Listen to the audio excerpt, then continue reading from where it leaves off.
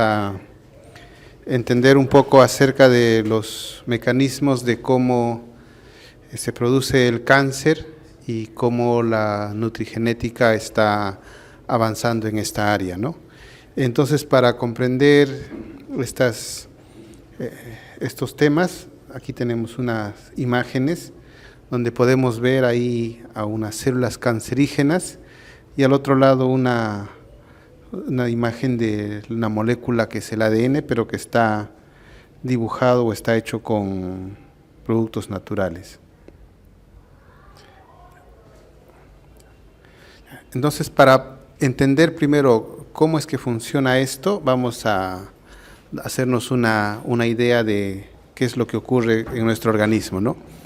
Para que todos nosotros lleguemos a esta situación, al punto donde nos conozcamos como ser vivos, ha tenido que pasar un proceso muy largo del desarrollo embrionario. Y entonces nosotros inicialmente éramos una sola célula, que era la unión del espermatozoide y el óvulo de nuestros padres. Y una vez que se juntó este óvulo y este espermatozoide, entonces de una sola célula nosotros comenzamos a dividirnos hasta llegar a lo que somos, ¿no?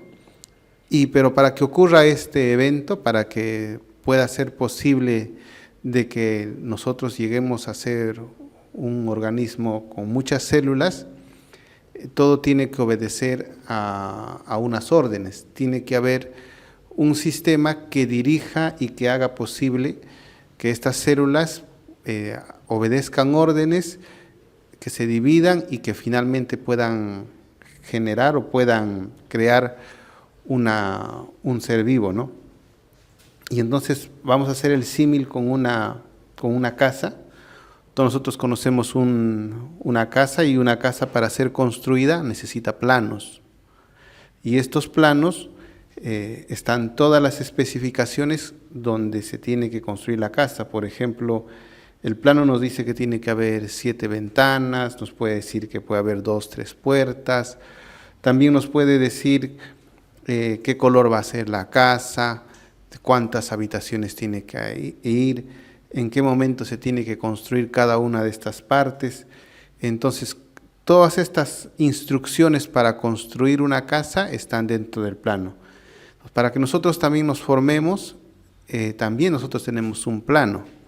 Esa serie de instrucciones con las que nuestro organismo se forma, para que nuestros huesos se formen, nuestros ojos, nuestro cabello, nuestro hígado, todas estas partes que nosotros tenemos en nuestro organismo se forman por un plano que existe dentro de nosotros. Entonces, todos nosotros llevamos un plano, y ese plano viene en la primera célula que nosotros formamos. La mitad de ese plano nos da nuestro papá y la otra mitad nos da nuestra mamá. Entonces, cuando se juntan estos dos planos, forman un nuevo ser con características del padre y con características de la madre, ¿no? Ese plano se conoce como el ADN. El ADN, entonces, es un código de instrucciones, ¿no? Es un plano, es un libro donde se está registrado cada una de las cosas que tienen que fabricarse en nuestro cuerpo. Entonces, este plano no se ha descubierto o ha sido descubierto hace no mucho tiempo, ¿no? Durante el siglo anterior fue descubierto, y lo que estamos viendo a un costado, esa imagen redonda, es la primera fotografía de este plano, que es una foto tomada por rayos X del ADN. Entonces, con esta imagen y con los estudios moleculares que hacían estos dos personajes que ustedes están viendo ahí, ellos fueron los que por primera vez describieron cómo era esta molécula, cómo era este plano. Y entonces ahí podemos ver que ellos armaron una maqueta de cómo es este ADN. Este ADN del que estamos hablando tiene muchas letras tienen muchas instrucciones. Si nosotros nos imagináramos, por ejemplo, cuántas letras tiene este libro, es muy, muy grande.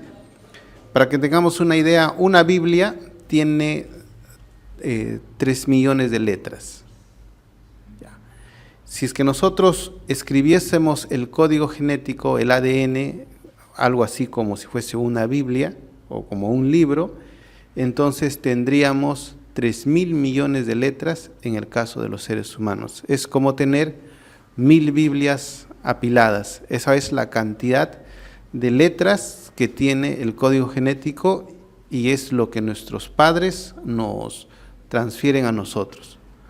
Entonces esos 3.000 millones de letras que vienen en la primera célula en la que nosotros nos formamos, ¿no?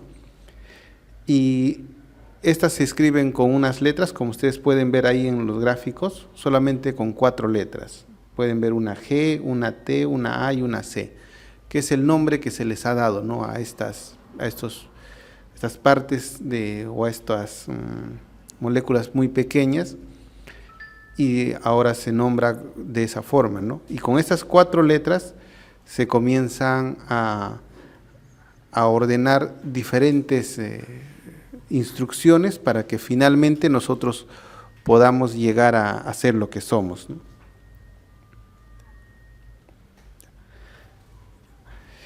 Entonces, esa célula que nosotros estamos viendo ahí, que hemos visto aquí, esta molécula que estamos...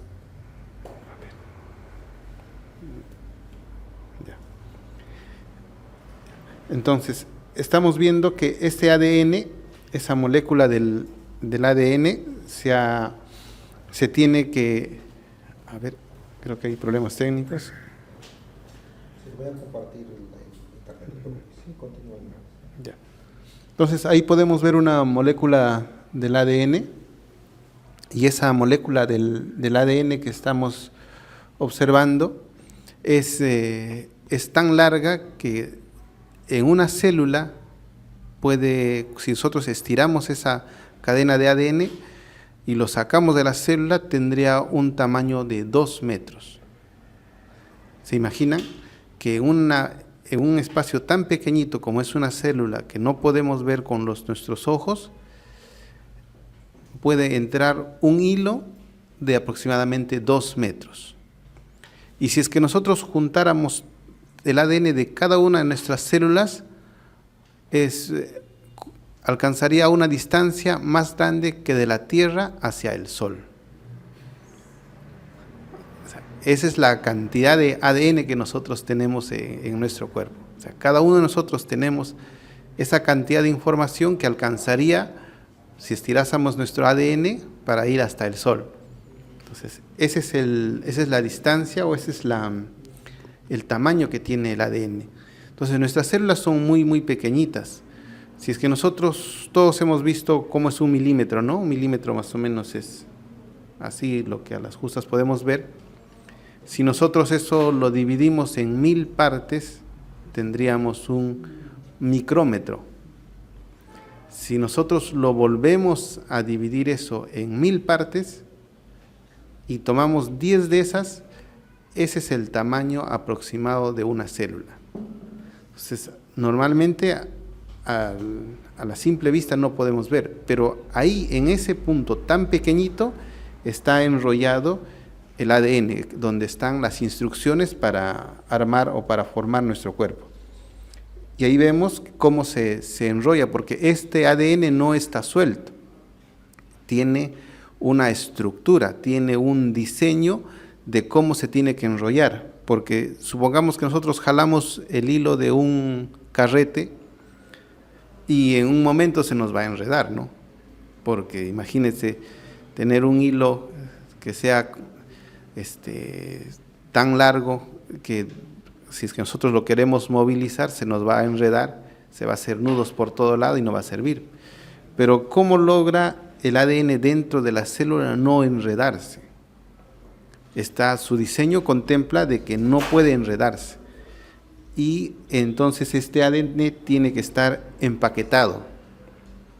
Y para estar empaquetado, ustedes están viendo ahí que comienza primero a comprimirse, y luego hay unas moléculas que se llaman histonas, que son como unos cassettes sobre el cual se enrolla el ADN, y luego comienzan a formar como unos paquetes pequeños circulares, y luego estas histonas se vuelven a enrollar sobre sí mismas y se compactan aún más hasta el punto de que todo eso forma un cromosoma. Entonces nosotros hemos visto que los seres humanos tenemos 23 pares de cromosomas, y entonces dentro de ese cromosoma lo que tenemos es la molécula del ADN.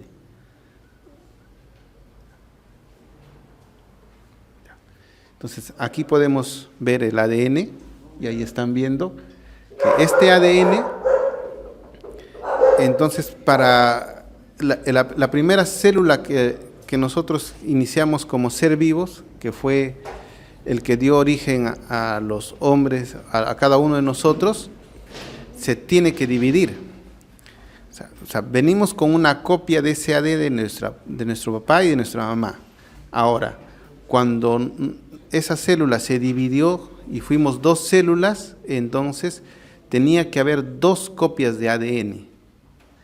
Entonces, tiene que haber un mecanismo para copiar todo ese ADN, toda esa inmensa cantidad de letras, esos 3.000 millones de letras se tienen que copiar otra vez y hacer una copia de eso para que esa copia vaya a la otra célula.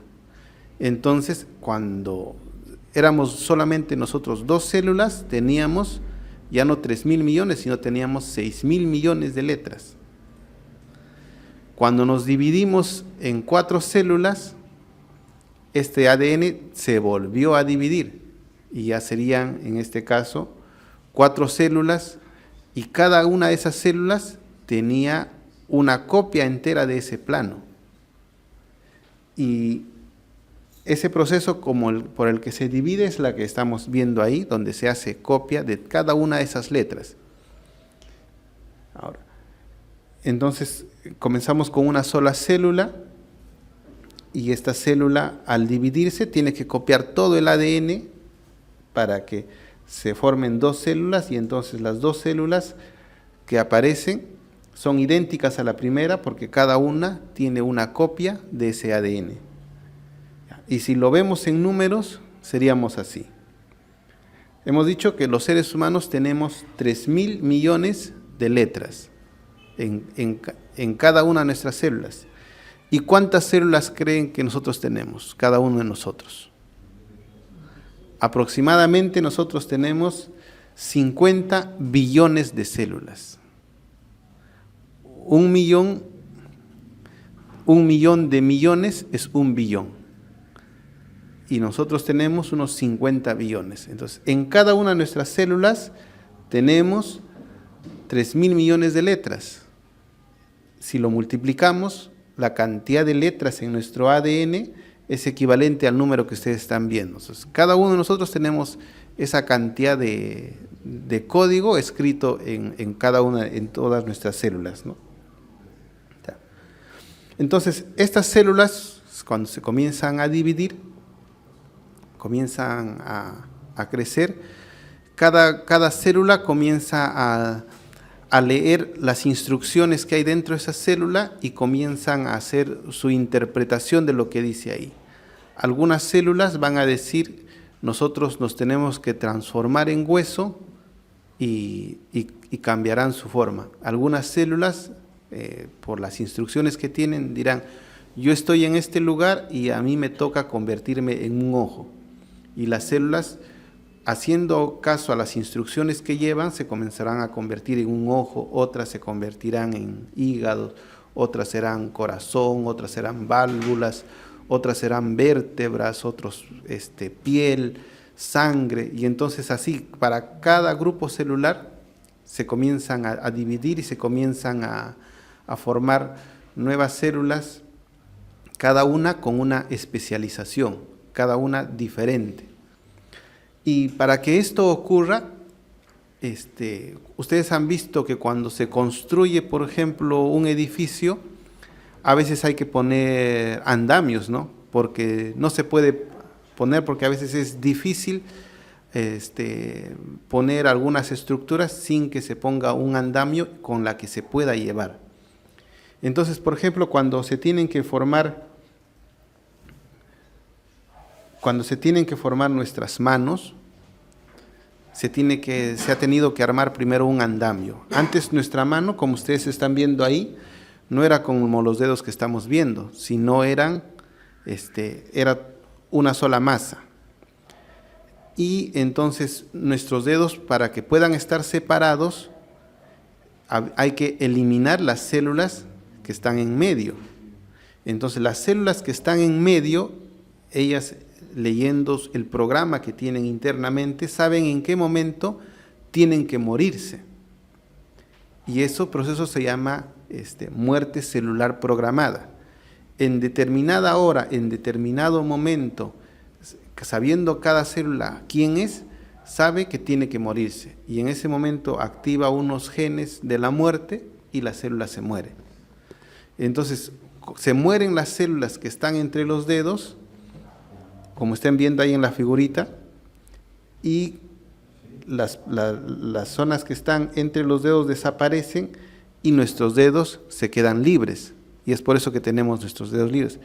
Pero si en esas instrucciones que decían que nuestros dedos tienen que estar libres, la orden que decía que la célula se tiene que morir está mal o ha habido un error en eso, entonces las células, como no pueden, no tienen las instrucciones para que se mueran, siguen vivas. Y cuando nace el niño, nace de esta forma. Ustedes están viendo ahí esos dedos de sus pies, que los dedos no están libres, porque la orden que decía que esas células tenían que morirse en determinado momento, perdieron esa información y esas células no saben que tienen que morir y se quedan así. Entonces todas las instrucciones para cada cosa de nuestro cuerpo están escritas ahí en el ADN. Entonces cualquier error en el ADN puede provocar en nosotros alguna malformación. Y las malformaciones son muchas. Se calcula que aproximadamente la mitad de los embarazos terminan en pérdida, porque hay errores que son muy graves, muy fatales, que hacen que en las primeras fases del desarrollo embrionario las células se mueren porque hay instrucciones muy importantes que no están escritas y entonces el embrión no prospera y termina en un aborto espontáneo. Entonces, estas instrucciones, cuando tienen algún error, se conocen como mutaciones. Entonces, las mutaciones son la pérdida de la información en una parte del ADN, porque al momento de hacer la copia del ADN, hemos visto que se tiene que copiar 3.000 millones de letras en cada copia. Si ha habido un error en alguna parte al momento de hacer la copia de eso, entonces surge una mutación. Y estas mutaciones o pueden ser neutrales, o sea que finalmente no producen nada, o pueden ser deleterias o dañinas, ¿no? Y algunas producen la muerte, y los que sobreviven o las personas que nacen a pesar de ello pueden desarrollar enfermedades. Entonces, casi todas las enfermedades que conocemos tienen su origen aquí, porque ha habido una mutación y esas mutaciones las hemos heredado de nuestros padres, y esas mutaciones en el transcurso de nuestra vida pueden aparecer como enfermedades, puede aparecer como diabetes, como hipertensión, hasta como obesidad, como aumento de los triglicéridos, como malformaciones en el corazón, un riñón único, otros nacen con 3 riñones, otros nacen con los dientes deformados, y todas las cosas que nosotros vemos, todo su origen está ahí, en una mutación que ha habido en el ADN. Y el cáncer no se escapa de esto. El origen del cáncer también está en esas mutaciones. Entonces, como habíamos dicho, las células tienen unos relojes. Esos relojes van llevando el tiempo y van contando el número de divisiones y saben en qué momento tienen que morir. Y cuando uno de estos genes fallan, uno de estos relojes tiene un error porque ha habido una mutación ahí, entonces la célula pierde esa capacidad de morirse y la célula se vuelve inmortal. Eso que hemos visto, que las células en la mano del niño no se mueren, igual algo similar ocurre en el caso del cáncer. Una célula que estaba programada para dividirse y luego morir si tiene algún error, la célula, cuando pierde esas instrucciones, la célula no sabe en qué momento tiene que morir. Y la célula se comienza a seguir dividiendo. Y no tiene control porque ha perdido esa información. Entonces se va a seguir dividiendo, se sigue dividiendo, induce a que le fabriquen las otras células vasos sanguíneos, que le lleven sangre, que le den nutrientes, y comienza a hacerse una masa. Y cuando estas células ya son miles, cuando ya son millones, entonces ya comienzan a formar un bulto. Y si aparece en alguna parte de nuestro organismo, nosotros a eso lo conocemos como cáncer. Entonces puede formarse en la mama, en la tiroides, en el estómago, en los intestinos, en el cerebro, en cualquier lugar. Una de estas células ha perdido ese control, pues, o ha tenido un error en estos oncogenes, como se llaman, y entonces comienza a desarrollarse estos tumores, ¿no?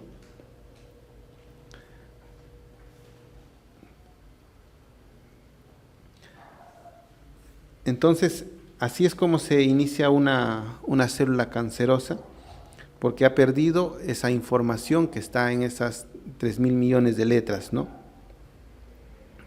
Ahí tenemos cómo se origina. Ustedes pueden ver que una célula obtiene una mutación y, como hemos dicho, esas mutaciones generalmente ocurren porque al momento de copiar ha habido un error al hacer el copiado de la información, ¿no? Luego esta célula, al no declararse o al no poder morir o que las otras células le induzcan a la muerte, entonces la célula comienza a crecer. Luego de que ya ha tomado determinado volumen, es capaz de irse por el torrente sanguíneo, por otras vías, a otras partes de nuestro cuerpo. Y entonces las copias de esta célula, las hijas de esta célula, también comienzan a formar nuevos tumores en otras partes del cuerpo. A eso nosotros le llamamos metástasis, que es ya la etapa final de la enfermedad, ¿no? Cuando del tumor primario comienzan a salir hijas y se comienzan a mostrar en otro lado.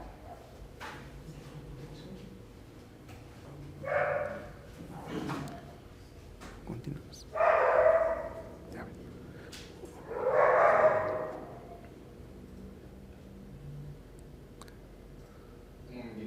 Ya.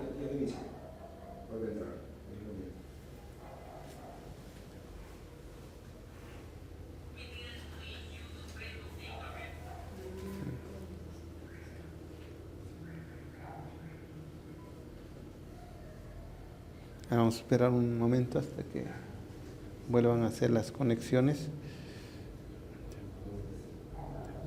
Entonces, mientras tanto, vamos viendo algún otro punto mientras lo conectan.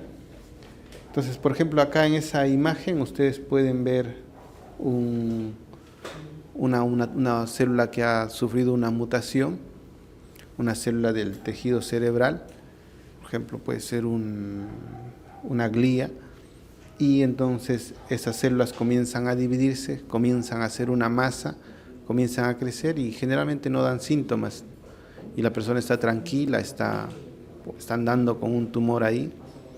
Y ya cuando el tumor es grande y comienza a hacer presión a las otras estructuras, entonces un buen día, por ejemplo, sientes que el párpado se te cae, que por así decir pierdes o la cara se te desvía o sientes adormecimiento en alguna parte de tu cuerpo, o te da dolores de cabeza, o algunos debutan con convulsiones, con mareos, y cuando se comienza a buscar la causa, a veces encontramos que quien origina todos esos síntomas es un tumor que está alojado en el cerebro, ¿no? O el clásico cáncer de colon, ¿no?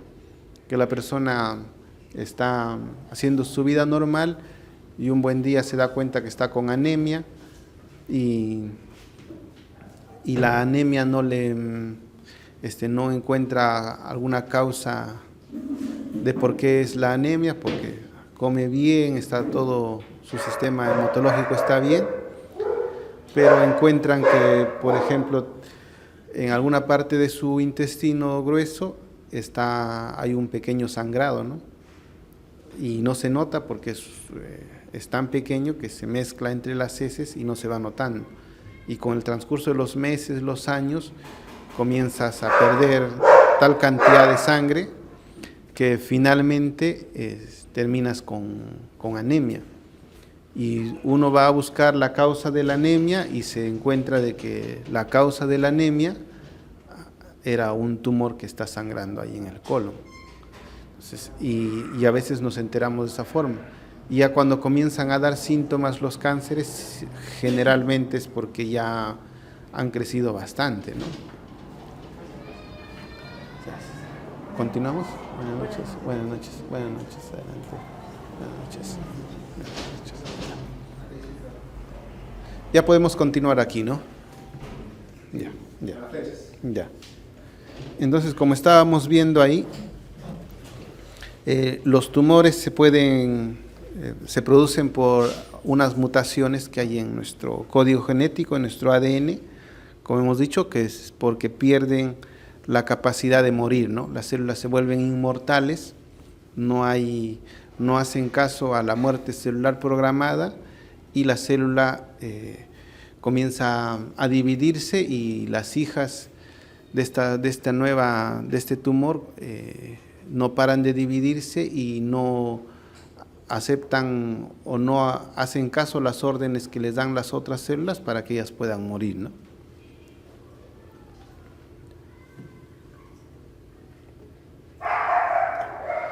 Entonces, una vez ya visto estas dos partes, hemos podido notar que todas las instrucciones que están en nuestro cuerpo están escritas en el ADN y cualquier error o cualquier falla que haya en nuestro ADN va a producir, si es en el desarrollo embrionario, malformaciones congénitas, y si es durante nuestra vida, pues nos puede producir enfermedades. Y dentro de esas enfermedades nos puede producir el cáncer, ¿no? Entonces, ¿qué es la nutrigenética? La nutrigenética, ya teniendo esta base que hemos hecho, que este comentario inicial, la nutrigenética es una nueva rama que están haciendo junto con la nutrigenómica, pero por fines didácticos vamos a entender lo que es la relación que hay entre los alimentos y nuestro ADN, ¿no? O sea, qué correlación hay entre lo que nos alimentamos y esa alimentación que cada uno de nosotros tenemos, o las costumbres en nuestros hábitos alimenticios, qué efectos tienen sobre nuestro ADN y cómo se puede modificar o qué se puede hacer en nuestro ADN, ¿no? Entonces, como hemos dicho, para que exista el cáncer, ¿qué tiene que haber? Una mutación. Entonces, el alimento, para que nos pueda producir cáncer, tiene que tener la capacidad de producirnos una mutación en el ADN. Si los alimentos no nos producen una mutación en el ADN y no pueden dañar algún gen, entonces ese alimento no es cancerígeno. Pero si tiene la habilidad y tiene el mecanismo molecular de conseguir que produzca una mutación o que pueda silenciar un gen, que lo pueda apagar, entonces sí tiene el potencial de generar cáncer. Entonces hay una lista grande de alimentos que nos pueden hacer daño, pero vamos a tomar como ejemplo unas cuantas, ¿no? Ustedes están viendo ahí una molécula de ADN donde se está produciendo la mutación, y al costado vemos un tipo de alimentos, ¿no? Estos alimentos que se hacen con carne y que se someten a industrialización. Y ahí podemos ver los jamones, las comidas, las carnes ahumadas, las salchichas, los chorizos y todo ese tipo de carne procesada, ¿no? Entonces, esas carnes procesadas, cuando ingresan a nuestro organismo, pueden producir cambios en nuestro ADN, porque estas carnes liberan nitritos, y esos nitritos producen unas sustancias que producen en nuestro ADN un fenómeno que se llama alquilación. Y entonces ese mecanismo molecular hace que pueda ocurrir una mutación en nuestro ADN. Entonces, todo el tracto digestivo, todas las áreas de nuestro cuerpo que entran en contacto con estas sustancias son potencialmente lugares donde nos vaya a desarrollar cáncer. Entonces, las personas que consumen este tipo de productos tienen mayor riesgo de desarrollar cáncer de lengua, cáncer de boca, de esófago, de estómago, de intestinos, de colon y de recto, ¿no? Entonces, todo el trayecto por donde ha pasado este alimento, llevando estas nitrosaminas, esas células que están ahí en contacto con esta sustancia son proclives a desarrollar este cáncer, ¿no? Estas sustancias, como he dicho, producen mutaciones, pero las mutaciones se producen al azar. En esas 3.000 millones de letras que hemos visto, la mutación puede ser en cualquier lugar, no tiene un sitio específico. El tema está en que es como una lotería, ¿no? ¿En qué momento esa mutación puede coincidir con un oncogen? El momento en la que coincide con un oncogen y daña una de esas moléculas que controlan la muerte celular programada, entonces en ese momento se desarrolla el cáncer. Entonces, ese es el mecanismo por la que este tipo de carnes nos pueden producir cáncer, ¿no? Nosotros podemos comer toda nuestra vida estos productos, pero si no se da esa coincidencia, no nos va a producir cáncer. Pero puede ser que también con lo poco que hayamos consumido pueda ocurrir esa infortuna coincidencia y finalmente pueda desarrollar un cáncer. Entonces es un tema de probabilidad. Cuanto más veces nosotros nos exponemos, hay mayor riesgo de que podamos desarrollar, ¿no? Entonces, si yo todos los días, como un fumador, ¿no? Yo todos los días fumo 10, 20 cajas de cigarrillo, puedo vivir hasta los 80 años y no puedo desarrollar cáncer. Pero puedo fumar unos cuantos cigarrillos y puedo desarrollar cáncer producido por ese cigarrillo.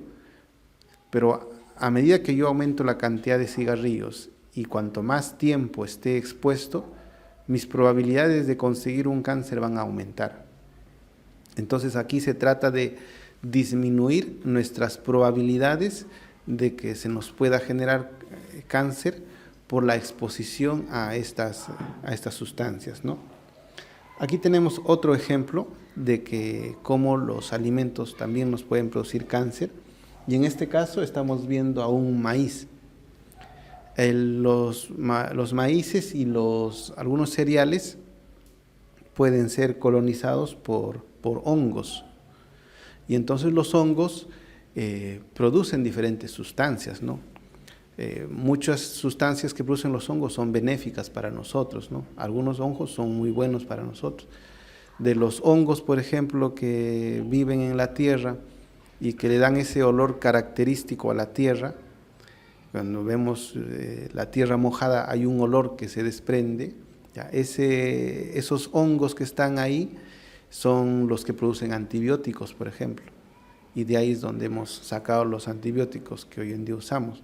Entonces, algunos antibióticos, algunas sustancias de los hongos son benéficas para nosotros, pero en este caso este tipo de hongos producen una sustancia que se llaman aflatoxinas, y esas aflatoxinas son cancerígenas, o sea, tienen la capacidad de producir daño en el ADN y finalmente pueden producirnos cáncer.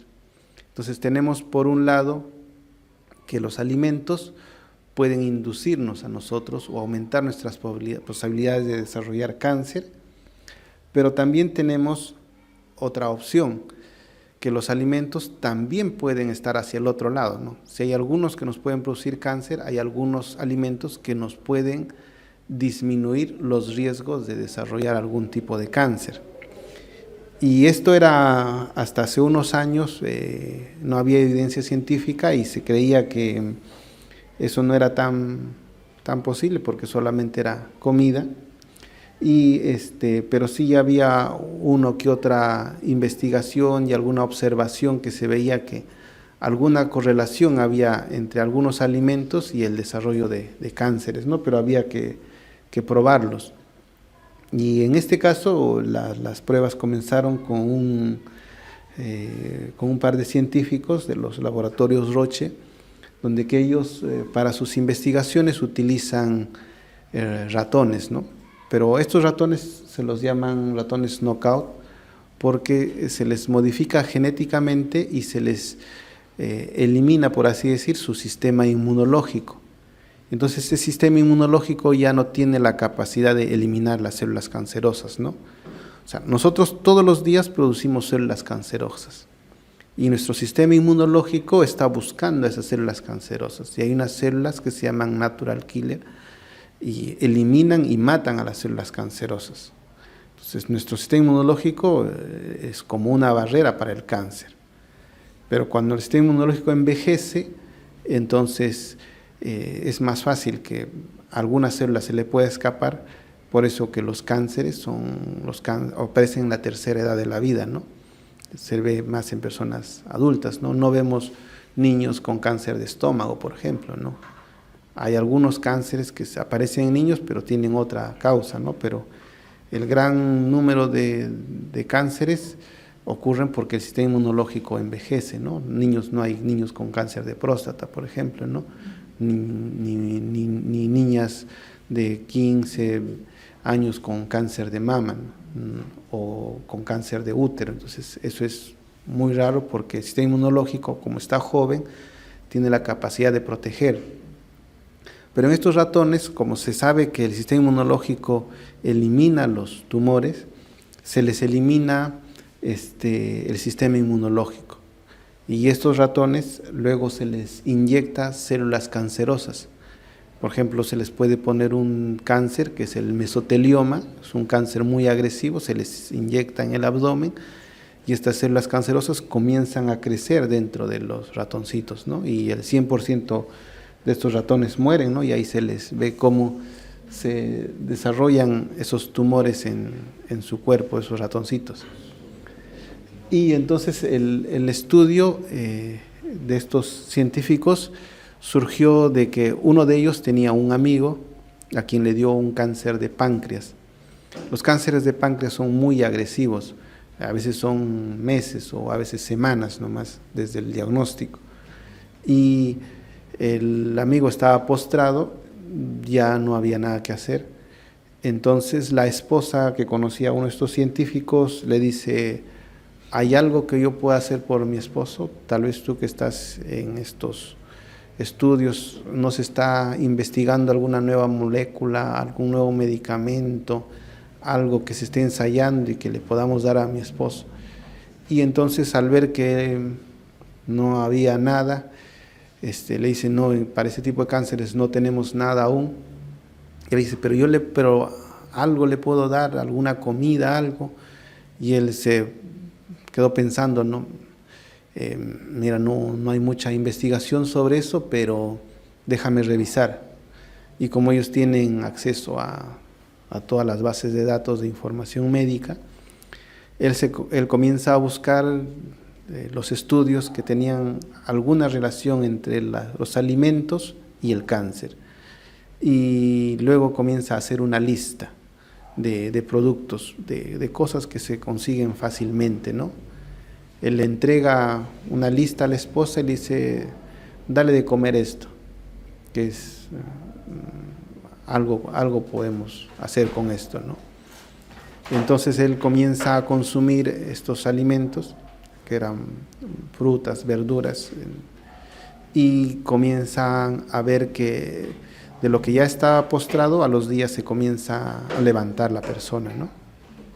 Comienza a hacer ya más actividades. Llegó un punto en la que él regresó a su trabajo, pero finalmente falleció igual, ¿no? Entonces el promedio de vida, como hemos dicho, era unos meses, pero con esa lista que le había preparado, él logró sobrevivir un par de años. Entonces había hecho que la enfermedad, el cáncer, no sea tan agresivo, que sea más lento, y le dio opción a vivir un poco más, ¿no? Entonces, consternado por esta situación, este científico comienza a investigar esa lista que él había preparado. Entonces a los ratones knockout les ponía el mesotelioma y, por ejemplo, a un grupo de ratones les daba zanahoria, a otros les daba col, a otros le daba poro, a otros apio, a otros uvas, y así, diferentes, una lista que tenía. Y luego él iba evaluando la sobrevida, iba viendo cuánto más duraban los ratones, cómo se iban comportando estos cánceres, con qué productos hacían menos metástasis o con cuáles de esos alimentos estos ratones lograban vivir más tiempo.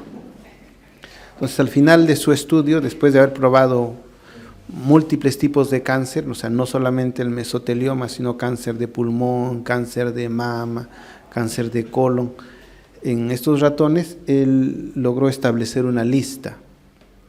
Y esta lista que logró sacar es que a la cabeza de todos estos productos se encontró que quien tenía mejor efecto era la cúrcuma. Entonces, la cúrcuma tenía un efecto anticancerígeno, en algunos casos similar a algunos quimioterápicos, algunos medicamentos que se usan en tratamiento del cáncer. Luego de esta lista también encontró en otro grupo al té verde. Entonces el té verde también tenía efectos anticancerígenos. Junto a ello el brócoli. Luego todos los productos de color morado tenían efecto anticancerígeno. Ahí vamos a ver las coles moradas, que son las que tienen mayor efecto, y cualquier otro producto vegetal que tengan esos colores, ¿no? Porque ahí tienen antocianinas y tienen otros tipos de sustancias que evitan o hacen que el cáncer sea más lento, que no tenga la misma agresividad que sin comer estos, ¿no? Luego el otro grupo que se logró demostrar fue el ajo, la cebolla, el poro, toda esa familia de bulbos, ¿no? Y entonces ya luego otros productos tenían menos eficacia, pero la lista que les he mostrado eran los que tenían mayor relevancia, los que tenían mayor efecto anticancerígeno. Finalmente todos los ratoncitos igual morían, no se curaban del cáncer, pero sí su sobrevida, la cantidad de tumores que le aparecían, los síntomas que producían eran muy, muy por debajo que un ratón que se infectaba y que comía la comida tradicional, ¿no? Entonces, de este estudio inicial que se hizo, entonces es que comienzan a surgir más estudios y se intenta buscar de cómo con nuestra alimentación nosotros podemos luchar contra el cáncer, ¿no? Por una parte, prevenir el cáncer, y cuando ya tenemos instalada la enfermedad, hacer que la enfermedad no sea tan agresiva, ¿no? Bien. Entonces, como hemos dicho, el cáncer es un tema que tiene que ver con una mutación que ocurre en cualquiera de nuestras células, ¿no? sobre todo en las células que se están dividiendo muy rápidamente. Por ejemplo, las células del tracto digestivo son las que permanentemente se están dividiendo por el desgaste y uso. Por ejemplo, las células de la lengua, del esófago, el estómago, y son los lugares donde más cáncer se desarrolla. Por ejemplo, el cáncer de colon, donde que finalmente todo lo que comemos se termina almacenando en la parte final del colon, y se ve una correlación entre la obesidad y el cáncer de colon rectal, ¿no? O de colon terminal. Porque la persona que es obesa generalmente tiene malos hábitos, consume bastante comida chatarra, es estreñido, y entonces esas sustancias tóxicas de los alimentos está mayor tiempo en contacto con las células del colon. Una de ellas va a producir alguna mutación y va a generar un cáncer en ese lugar, ¿no? Entonces los cánceres más comunes son los que están, como dijo, en el tracto digestivo, ¿no? El colon, que estaba creciendo muy fuerte en el Perú, cáncer de estómago también. Y por otra parte, estas tienen una carga genética, ¿no? Quiere decir que esas mutaciones a veces no ocurre con nosotros, sino que esas mutaciones ya las traemos de nuestros padres. Ese es el otro punto que siempre tenemos que tener presente. Existen ya genes identificados de propensión, o de que nosotros vamos a tener mayor probabilidad de desarrollar algún tipo de cáncer. Por ejemplo, hay unos genes que se llama el BRCA1, BRCA2, y estos genes están ligados al cáncer de mama, ¿no?